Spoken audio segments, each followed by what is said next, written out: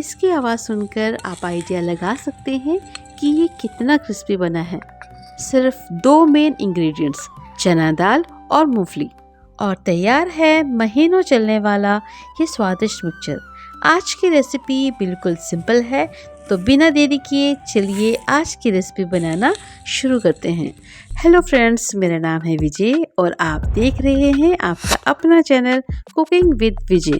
सबसे पहले हम 2 कप अच्छी क्वालिटी की चना दाल लेंगे और दाल को भिगोने से पहले सबसे ज़रूरी ये है कि दाल को 3 से 4 बार हल्के हाथों से रगड़कर वॉश करेंगे जब तक पानी बिल्कुल क्लियर ना हो जाए, क्योंकि दाल पर नेचुरल स्टार्च और पाउडर की लेयर होती है।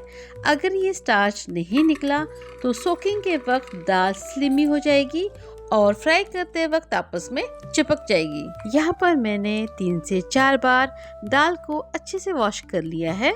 अब हम इसमें डाल देंगे पानी और साथ ही डाल देंगे half table spoon baking soda और सोक करने के लिए छोड़ देंगे 8 से 10 घंटों के लिए।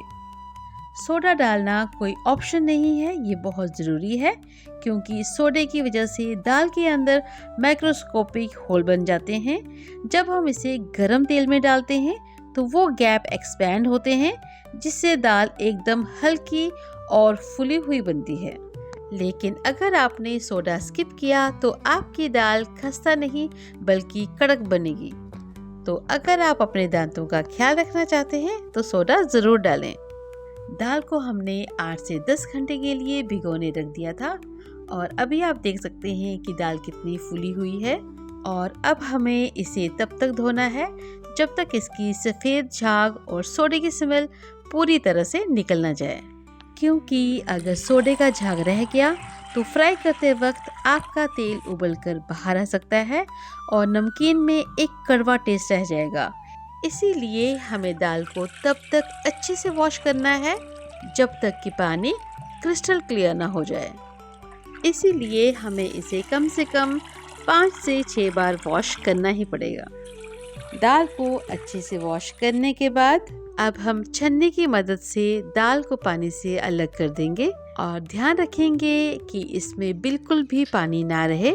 अब हम दाल को सुखाने के लिए एक साफ और सूखे कॉटन के कपड़े पर फैला देंगे और दाल को कम से कम 1.5 से 2 घंटे के लिए पंखे के नीचे सुखाने के लिए रख देंगे। कॉटन के कपड़े पर हमने दाल को इसलिए रखा है क्योंकि जो कॉटन का कपड़ा है वो पानी को सोख लेता है और हमें सिर्फ दाल के पानी को सुखाना है, दाल को नहीं सुखाना है। ध्यान रखेंगे कि दाल को 2 घंटे से ज्यादा बिल्कुल नहीं सुखाना है और सुखाते वक्त ध्यान रखेंगे कि इसे हमें बिल्कुल पतली लेयर में सुखाना है।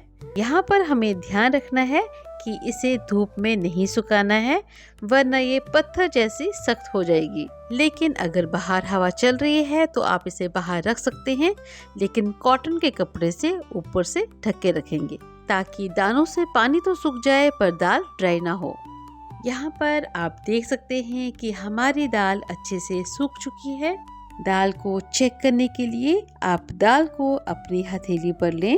अगर दाल हाथों में नहीं चिपकती है, इसका मतलब दाल फ्राई होने के लिए रेडी है। दाल हमारी सूख चुकी है और अब हम तैयारी करेंगे इसमें डाले जाने वाले मसालों की। सबसे पहले हम यहाँ पर पुदीना तोड़ लेते हैं। ये फ्रेश पुदीना है, लेकिन हमें इसे ड्राई करना है क्योंकि ड्राई पुदीना दानों में अच्छे से चिपक जाता है। तो सबसे पहले हम इसे वॉश कर लेते हैं। कॉटन के कपड़े पर रखकर इसका पानी सुखा लेते हैं। अब हमें इसे ड्राई करना है। इसे इंस्टेंट ड्राई करेंगे। इसे मीडियम आंच पर तवे पर रखकर ड्राई किया जा सकता है। छन्नी में रखकर तेल में फ्राई कर सकते हैं या फिर माइक्रोवेव में। ये 2 मिनट में ड्राई हो जाता है। मैंने यहाँ पर माइक्रोवेव में पुदीने को ड्राई कर लिया है और अपने हाथों से ही इसे क्रश कर लिया है। तो सबसे पहले डालेंगे 1 चम्मच ड्राई पुदीना, 1 चम्मच हम डाल देंगे काली मिर्च, आधा चम्मच डालेंगे काला नमक, 1 चम्मच कश्मीरी लाल मिर्च, 1 चम्मच चाट मसाला, 1/4 स्पून हल्दी, 1 चम्मच अमचूर पाउडर, आधा चम्मच चीनी, आधा चम्मच नमक और 1 चम्मच सौंफ। इन सबको हम ग्राइंड कर देंगे तो चलिए अब कुछ कड़ी पत्ते तोड़ लेते हैं। मिक्सचर में इनका फ्लेवर बहुत अच्छा आता है, लेकिन अगर आपके पास ये नहीं है तो आप इसे स्किप कर सकते हैं। अब इन्हें अच्छे से वॉश कर लेंगे। डंडे से सभी पत्तों को अलग करके इनका पानी सुखा लेंगे। तो जब तक ये पत्ते सूखते हैं तब तक हम दाल को फ्राई कर लेते हैं। फ्राई करने के लिए मैंने यहाँ पे लिया है सरसों का तेल। आप कोई भी ईटेबल ऑयल ले सकते हैं। सरसों का तेल है, इसीलिए तेल को धुआं आने तक गर्म करेंगे। धुआं आने के बाद दाल को फ्राई करना शुरू करेंगे। दाल को एक छन्नी में डाल देंगे और छन्नी को दाल में डिप कर कर दाल को फ्राई करना शुरू करेंगे। यहाँ पर ध्यान रखेंगे कि दाल को हाई फ्लेम पर ही फ्राई करेंगे, क्योंकि अगर तेल ठंडा हुआ तो दाल तेल सोख लेगी और मिक्सचर हमारा ऑयली बनेगा। जब हम दाल को ऑयल में डिप करेंगे तब बहुत सारे बबल बनेंगे। जैसे जैसे मॉइस्चर खत्म होगा बबल्स कम हो जाएंगे। जब दाल हल्की होकर तेल के ऊपर फ्लोट करने लगे और हल्का गोल्डन रंग आ जाए तब उसे तुरंत निकाल दें। दाल निकालते ही उसे टिश्यू पेपर पर रखेंगे ताकि उसका जो एक्स्ट्रा ऑयल है वो निकल जाए। बस इसी तरह से थोड़ी थोड़ी करके हम सारी दाल फ्राई कर देंगे। हमने बारी बारी करके सारे चने फ्राई कर लिए हैं। अब हम आंच को बंद कर लेंगे और बाकी की चीज़ों को फ्राई करेंगे। सबसे पहले कड़ी पत्तों को फ्राई कर लेते हैं। कड़ी पत्तों को क्रिस्पी होने तक फ्राई करेंगे। कड़ी पत्ते का मिक्सचर में बहुत ही अच्छा फ्लेवर आता है और ये डाइजेशन में भी हेल्प करता है। इसीलिए अगर आपके पास कड़ी पत्ता है तो ज़रूर डालें। अब हम यहाँ पर कुछ पुदीने की पत्तियों को भी फ्राई करेंगे ताकि मिक्सचर में अच्छा सा पुदीने का फ्लेवर आए, और साथ ही कुछ धनिया के पत्तों को भी फ्राई कर लेंगे।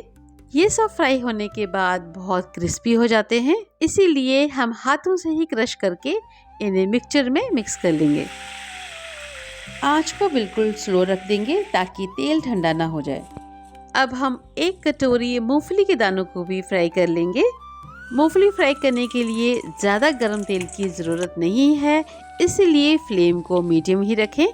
फ्राई करते वक्त अगर समझ में ना आए कि फ्राई हुआ या नहीं तो एक बार बीच में टेस्ट करके ज़रूर देख लें। फ्राइड मूंगफली को भी हम टिश्यू पेपर में ट्रांसफ़र कर देंगे ताकि टिश्यू पेपर मूंगफलियों को ऑयल सोख ले। सब कुछ फ्राई हो चुका है। अब हम इन सबको मिक्स कर लेंगे। मिक्सचर के ठंडा होने से पहले ही हमें मसाले को मिक्सचर में मिक्स कर लेना है, क्योंकि गरम दाल के सरफेस पर एक बहुत पतली ऑयल की लेयर होती है। इस वक्त मसाला डालने से वो ग्लू की तरह दाल से चिपक जाता है। लेकिन अगर आपने दाल को ठंडा होने के लिए छोड़ दिया तो ऑयल ऑब्जर्व हो जाएगा या फिर सूख जाएगा। फिर आप चाहे कितना भी मसाला डालें वो दाल पर नहीं चिपकेगा और बाउल के बॉटम में जाके बैठ जाएगा। तो फिर जब आप नमकीन खाएंगे तो वो आपको फीकी लगेगी। इसीलिए ध्यान रखेंगे कि जब दाल गर्म हो तभी हम उसमें मसाला ऐड करें।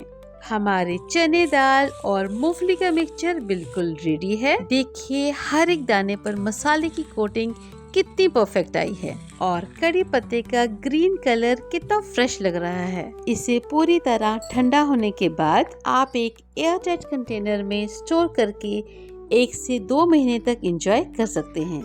ये बिल्कुल भी सोगी नहीं होगा। अगर आपको आज की डिटेल रेसिपी और किचन टिप्स पसंद आए हो तो इस वीडियो को लाइक जरूर करें और अपने फूडी फ्रेंड्स के साथ वीडियो को जरूर शेयर करें। अगर आपने इसे ट्राई किया तो मुझे कमेंट में जरूर बताएं कि आपका क्रंच कैसा रहा। मेरे चैनल को सब्सक्राइब करें ऐसे ही प्रोफेशनल और इजी रेसिपीज के लिए। मिलते हैं अगली वीडियो में, तब तक के लिए हैप्पी कुकिंग।